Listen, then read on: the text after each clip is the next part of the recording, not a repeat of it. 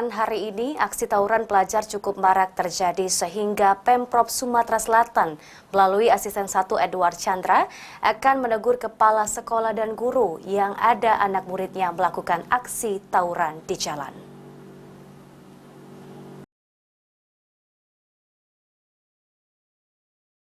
Aksi tawuran pelajar akhir-akhir ini semakin marak terjadi, sehingga ada yang menimbulkan korban jiwa.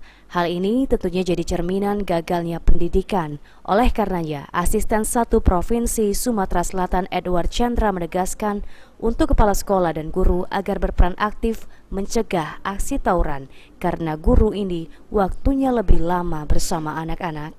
Selain itu, Asisten 1 Provinsi Sumatera Selatan Edward Chandra menegaskan untuk kepala sekolah dan guru jika ada anak didiknya telah melakukan aksi tawuran di jalan, maka Pemprov Sumatera Selatan akan memberikan teguran terhadap kepala sekolah dan guru.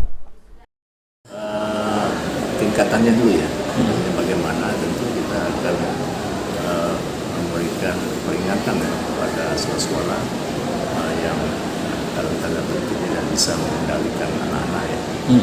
Itu kita akan memberikan atensi secara khusus kepada sekolah-sekolah tersebut. Tapi sejauh ini kita secara umum bagaimana proses belajar mengajar di sekolah-sekolah saya sudah kita lihat sudah relatif berjalan. Oke, teguran izin Pak terakhir Pak, teguran seperti apa untuk sekolah Pak yang dari Pemprov sendiri Pak? Ya tentu terhadap pimpinan dulu ya. Guru pimpinan juga kita akan memberikan peringatan kalau ada hal yang melanggar itu termasuk seperti tawuran tadi.